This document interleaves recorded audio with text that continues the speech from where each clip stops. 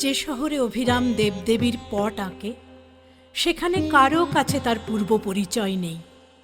সবাই জানে সে বিদেশি। পট আঁকা তার চিরদিনের ব্যবসা।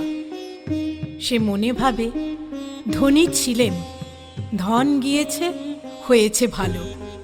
দিনরাত দেবতার রূপ ভাবি, দেবতার প্রসাদে খাই, আর ঘরে ঘরে দেবতার প্রতিষ্ঠা করি। আমার এই মান কে কাটতে পারে? এমন সময় দেশের রাজমন্ত্রী মারা গেল। বিদেশ থেকে নতুন এক মন্ত্রীকে রাজা আদর করে আনলে। সেদিন তাই নিয়ে শহরে খুব ধুম। কেবল অভিরামের তুলি সেদিন চলল না। নতুন রাজমন্ত্রী এই তো সেই কুড়িয়ে পাওয়া ছেলে, যাকে অভিরামের বাপ মানুষ করে নিজের ছেলের চেয়ে বেশি বিশ্বাস করেছিল। সেই বিশ্বাস হলো শীত কাঠি, তাই দিয়ে বুড়ো সর্বস্ব সে হরণ করলে। সেই এলো দেশের রাজমন্ত্রী হয়ে। যে ঘরে অভিরাম পট আঁকে সেই তার ঠাকুর ঘর।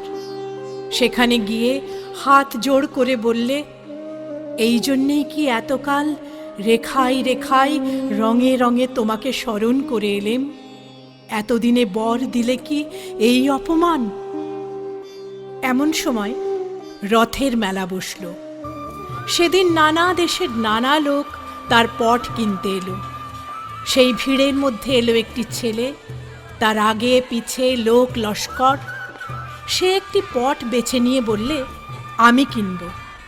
অভিরাম তার নফরকে জিজ্ঞাসা করলে, ছেলেটি কে? সে বলল, আমাদের রাজমন্ত্রীর একমাত্র ছেলে। অভিরাম তার পটের উপর কাপড় চাপা দিয়ে বললে, বেচব না। শুনে ছেলের আবদার আরও বেড়ে উঠল। বাড়িতে এসে সে খায় না, মুখ ভার করে থাকে।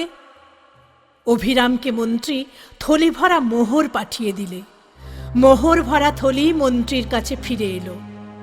মন্ত্রী মনে মনে বললে, এত বড় স্পর্ধা!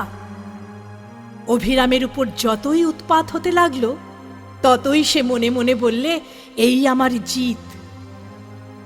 প্রতিদিন প্রথম সকালেই অভিরাম তার ইষ্ট দেবতার একখানি করে ছবি আঁকে। এই তার পূজা, আর কোনো পূজা সে জানে না। একদিন দেখলে ছবি তার মনের মতো হয় না, কি যেন বদল হয়ে গেছে। কিছুতে তার ভালো লাগে না, তাকে যেন মনে মনে মারে। দিনে দিনে সেই সূক্ষ্ম বদল স্থূল হয়ে উঠতে লাগলো। একদিন হঠাৎ চমকে উঠে বললে, বুঝতে পেরেছি। আজ সে স্পষ্ট দেখলে দিনে দিনে তার দেবতার মুখ মন্ত্রীর মুখের মতো হয়ে উঠছে। তুলি মাটিতে ফেলে দিয়ে বললে, মন্ত্রীরই জিত হলো। সেই দিনই পট নিয়ে গিয়ে মন্ত্রীকে অভিরাম বললে, এই নাও সেই পট, তোমার ছেলেকে দিও। মন্ত্রী বললে, কত দাম? অভিরাম বললে, আমার দেবতার ধ্যান তুমি কেড়ে নিয়েছিলে, এই পট দিয়ে সেই ধ্যান ফিরে নেব। মন্ত্রী কিছুই বুঝতে পারলে না।